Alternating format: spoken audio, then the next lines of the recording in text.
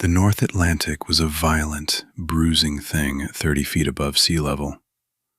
Julian Jones stood on the maintenance gallery of the Black Crag Lighthouse, his face slick with salt spray and the bitter, sub-zero wind biting through his heavy canvas jacket.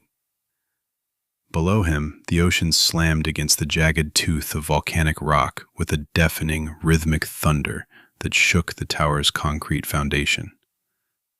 Above him, the hyper-powerful Mercury float lens swept a blinding, solid bar of white light across the churning horizon.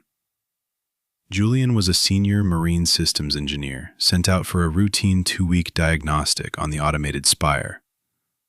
On paper, Black Crag was just a standard navigational aid, but Julian had found a discrepancy in the facility's internal power logs, an undocumented 3-second drop in the primary beam's output that the mainland computers seemed entirely blind to. It happened every single night, at exactly 3:14 a.m. With his digital clipboard tucked under his arm, Julian climbed the spiral iron staircase up to the glass lantern room. It was 3:11 a.m. The air up here was warm, smelling of ozone and heavy industrial grease. The massive glass prism rotated with a low, majestic groan, casting its relentless glare out into the dark. Julian checked his watch. 3:13 a.m. 30 seconds. 20 seconds. He leaned his forehead against the heavy, reinforced glass window, staring down into the pitch-black, churning maw of the sea. 3:14 a.m. The lighthouse beam didn't flicker. It snapped off instantly, plunging the entire world into an absolute pitch-black dark. But it wasn't the darkness that made Julian's breath catch in his throat. It was the sound, or rather, the total, terrifying absence of it. The deafening roar of the Atlantic, the crashing waves, the howling gale, the vibration in the concrete walls, died instantly. The world fell into a suffocating, vacuum-like silence, so profound that Julian could hear the frantic, wet thumping of his own heart. He pressed his face harder against the glass, his eyes straining to adjust to the dark. The moon bled through a tear in the storm clouds, illuminating the ocean below. The sea had frozen. The massive 30-foot waves hadn't flattened out. They had instantly flash-frozen mid-crash, suspended in time as towering, jagged walls of transparent, black, volcanic glass. The spray was frozen into delicate, motionless needles of ice in the air. Julian's breath fogged the window. He wiped it away hastily, his eyes widening as he looked through the crystalline, window-like structures of the frozen waves, down into the deep trenches of the exposed seabed. They were standing there. Colossal, pale figures, their proportions completely defying human biology, were anchored to the ocean floor. They were mountain-sized, their skin the color of bloated drowning victims, and they had no eyes, no noses, no hair, just smooth, oval countenances.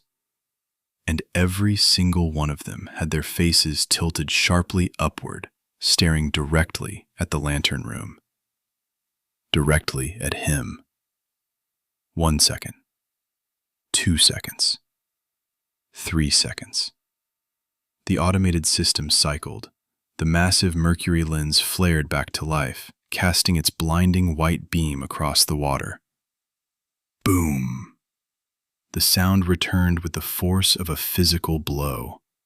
The walls of black glass shattered back into liquid, and the deafening roar of the crashing Atlantic violently resumed, shaking the lighthouse to its core.